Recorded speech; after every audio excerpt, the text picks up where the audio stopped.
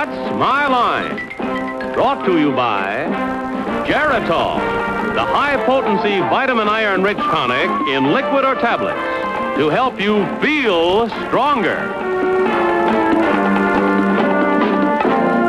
And now, let's all play What's My Line?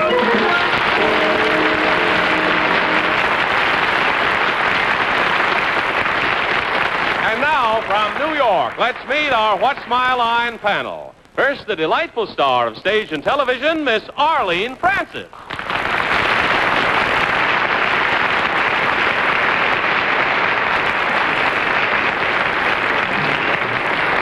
And now, one of the devastating stars from the hit revue Beyond the Fringe, also the impresario of a big nightclub in town called The Establishment, Mr. Peter Cook.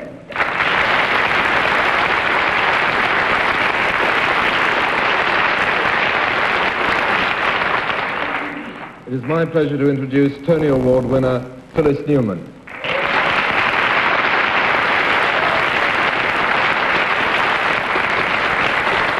And on my left, the publisher from Random House, my friend Bennett Cerf.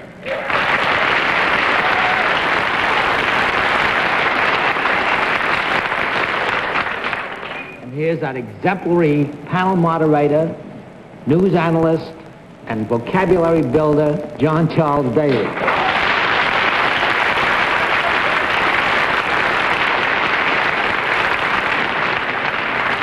And now to meet another contestant, will you enter and sign in, please?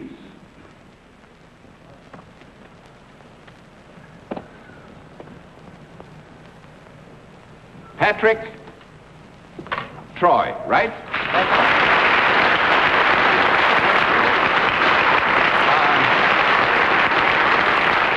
Troy, where are you from? I'm from County Offaly, Ireland. County Offaly, Ireland? Ireland, yes, sir. Ah, it's nice to have you in the United States now. Yes, sir, I am. Oh, good. Well, may I present our panel?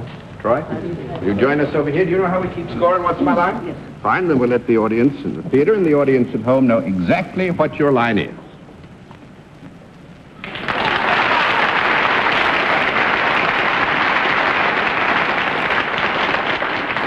All right, panel, we can tell you that Mr. Troy is salaried and deals in a service.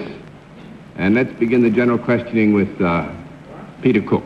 Mr. Troy, would I come to you for my service? For your service, rather? Well, Yes. Yes, to receive the service, you would have to take the initiative to go into the general vicinity where Mr. Troy was. Are you working over here at the moment? Yes, I am. You are, and you'll be here permanently? Oh, yes. I see. When I come to you for your service, do I go away, obviously I go away happier if I've had the service, but do I in any way physically benefit from the service given to me? No. No, I wouldn't think so, Peter. 1 down and 9 to go, Miss Newman. Are you headquartered in a large building of some kind? What do you I mean? mean, if I came to you for the service, would I come to a large building?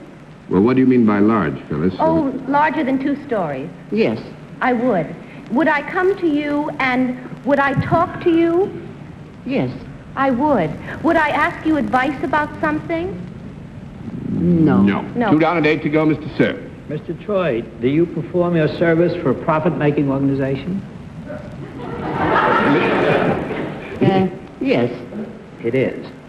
Does the organization for whom you perform this service deal in some kind of a commodity that can be consumed? No. 3 down and 7 to go, Miss Francis. You work for an organization.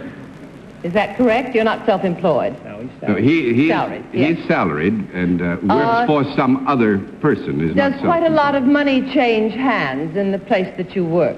No. 4 down and 6 to go, Mr. Cook. And there are only a few people working with you in this building which is larger than 2 stories and to which I would come. You work with a group of people, a small group of people. Yes. And do you chat amongst yourselves? Is it a non-stop service? Do people come to you continually through the day? Pretty much depends on what day it is, you know. These things up and down, aren't they, more or less, Pat? Yes. You know, up and down. It could be, Peter, there could be a continuous... But on the other hand, you could have a quiet day, you know. Once I'd been and had the service, would I need to come back? Pretty much depend on what happened when you came the first time. Well, do people generally come back? I mean, I've no doubt they'd want to, but do they say, well, see you next week, see you next Tuesday when you can do the service again? Well, it would all depend, It would depend, pretty much. I think we have to give you a no on that because it's not mandatory. 5 down and 5 to go, Miss Newman. Mr. Troy, did you have any special training? Yes. Did you go to a specific college or school to learn what you do? No. But you had specific training? Yes. You're finished. That's I 6 know. down and 4 to go, Mr. Cerf. I get the message. Mr. Troy, have you some other title other than Mr.? Are you referred to by some title rather than Mr. Troy, such as Dr. Troy? No. 7 down and 3 to go, Miss Francis. Do you wear anything other than the business suit that you have on when you're doing your job? Yes. Would it be recognizable if I saw you in this costume or uniform? Yes. Yes. Arlene, I'm sorry, but I'm going I'll to bet have you to...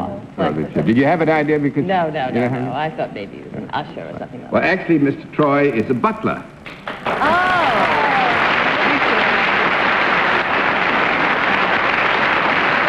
And is presently a butler in Georgetown, Washington, D.C., but came over from England. We were, I believe... Ireland. From Ireland. Whoa, what a mistake I made. I'm sorry. But it was wonderful to have you here with us, and thanks a lot for being our guest in West Hollywood.